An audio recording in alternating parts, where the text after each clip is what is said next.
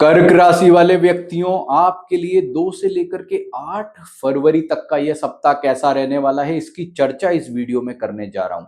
आपको मैं बता दूं कि बहुत ज्यादा अच्छे ग्रह नहीं चल रहे हैं आपके अभी, और इस सप्ताह से 2 ग्रह परिवर्तन कर रहे हैं, शुक्र और बुध। ये दोनों ग्रह आपके अब अष्टम भाव में आ रहे हैं। समय अच्छा नहीं है। बुध तो चलो ठीक है, अष्टम भाव में इतना पीड़ित नहीं करता है, शुक्र तो पीड़ित करता है ना भाई। तो समय अब पॉजिटिव से थोड़ा थोड़ा करके नेगेटिव की तरफ जा रहा है। सतर्क होने का समय आ गया। मैं डरा नहीं रहा हूं। आप बोलोगे अरे कर्क राशि वालों को आप डरा रहे हो। भाई डरा नहीं रहा हूं। एक बात और बता दूं, मैं दुनिया में करोड़ों हैं कर्क राशि वाले। ये ध्यान रखना कि सभी कर्क राशि वालों का समय एक जैसा नहीं होता है।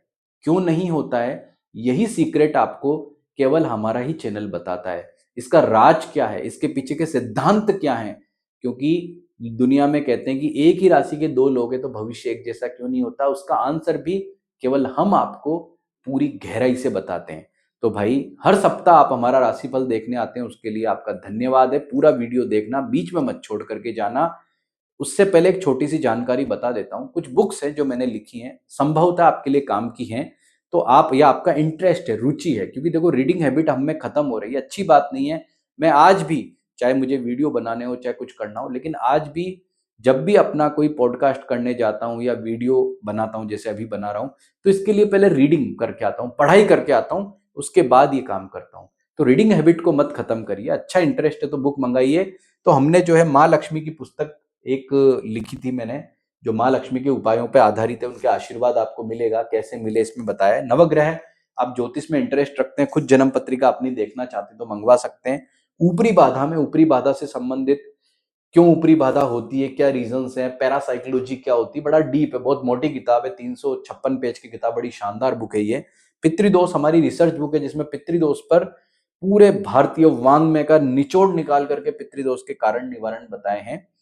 देवी देवता आराधना में 22 देवी देवताओं के हमने जो है वो मंत्र, स्तोत्र, चालीसा वगैरह सब उपाय दे दिए। मतलब ये किताब मंगा लो तो आपको कुछ मंगाने की जरूरत ही नहीं है। पूजा पाठ से संबंधित, भैरव साधना में भैरव जी से संबंधित उपाय और सही एवं संपूर्ण वास्तु वो किताब है जिसमें हमने बताए हैं पूरे संपूर्ण वास्तु, पुराना हो, नया हो, कमर्शियल हो, किसी भी तरह का वास्तु हो, उससे संबंधित जानकारी और उपाय।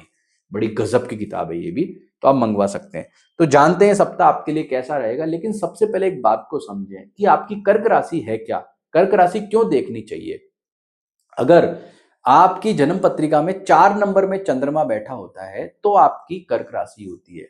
आप सन साइन से या लग्न से कर्क राशि के आधार पे प्रेडिक्शन ना देखें, क्योंकि जो राशिफल है ना, सिर्फ चंद्र राशि से ही देखा जाता है, इस बात को समझना। अब आगे मैं आपको बताता हूं कि सबसे पहले इस सप्ताह में वो कौन सा समय जो आपके लिए दिक्कत वाला है। तो देखो 7 फरवरी को दोपहर में 1:22 से और रविवार को रात तक आपका समय ठीक नहीं है। ये टाइम क्यों लिखा है यहाँ पे, ताकि आप भारत के बाहर से भी इस वीडियो को देख रहे हैं तो आपको ये पता होना चाहिए कि मेरा समय कब से नेगेटिव है। क्योंकि बाकी जो चैनल्स है वो सिर्फ डेज लिखते हैं, और वो ध्यान रखना, वो डेज सिर्फ इंडिया के हिसाब से होते हैं।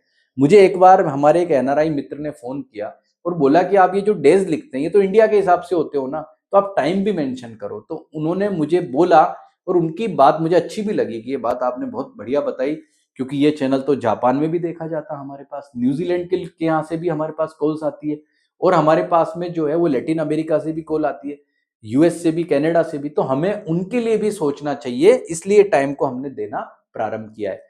तो आपको ये समय इसलिए बता रहा हूं ताकि आप सतर्क हो जाओ, और इस दौरान कोई भी रिस्क वाला काम, शेयर मार्केट वगैरह जैसे रिस्क वाले काम नहीं करने। अब जानते हैं आपके लिए कि यह सप्ताह कैसा है। इस सप्ताह 2 ग्रह परिवर्तन कर रहे हैं, बुध कुंभ में और शुक्र कुंभ में जा रहे हैं, और ये दोनों ही ग्रह नेगेटिव हो जाएंगे आपके लिए। क्यों हो जाएंगे, क्योंकि इन ग्रहों का यहां जाना कहीं ना कहीं आपके लिए इतना अच्छा नहीं है। ये दोनों ग्रह आपको दिक्कत परेशानी देने वाले हैं।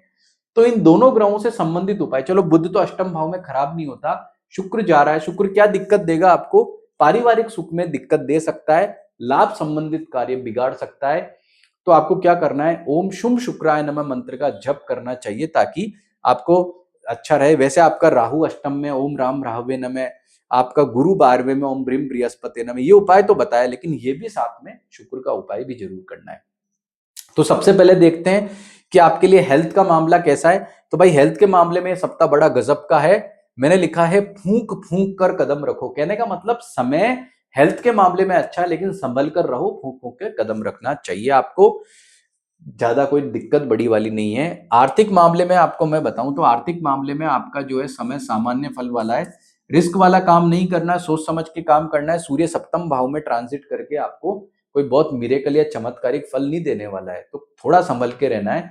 लेकिन एक बात ध्यान रहे कि सूर्य इस दौरान जो है वो श्रवण और धनिष्ठा नक्षत्र में ट्रांजिट करेगा। मैंने अभी आपको क्या बोला था कि सभी दुनिया के कर्क राशि वाले लोगों का भविष्य एक जैसा नहीं होता। क्यों? क्योंकि सूर्य यहाँ सप्तम भाव में, वो तो ठीक है, लेकिन आपके नक्षत्र के हिसाब से पॉजिटिव है या नेगेटिव है। तो मैं आपको बता दूं कि भाई सूर्य 6 तक श्रवण में रहेंगे, फिर धनिष्ठा में आएंगे। जब तक वो श्रवण में है, पुनर्वसु वालों के लिए अच्छे नहीं है। तो पुनर्वसु वालों का आर्थिक मामला 6 तारीख तक खराब है। ऐसे ही पुष्य वालों का 6 तारीख तक अच्छा है और अश्लेषा वालों का 6 तारीख तक खराब है।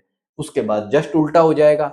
6 तारीख के बाद में पुनर्वसु वालों का अश्लेषा का अच्छा हो जाएगा और पुष्य वालों को हो जाएगी दिक्कत। तो देखो पता लगा ना, कैसे पता लगा? आंसर दिया ना मैंने आपको कि क्यों दुनिया में सारे कर्क राशि वालों का समय अच्छा नहीं होता है।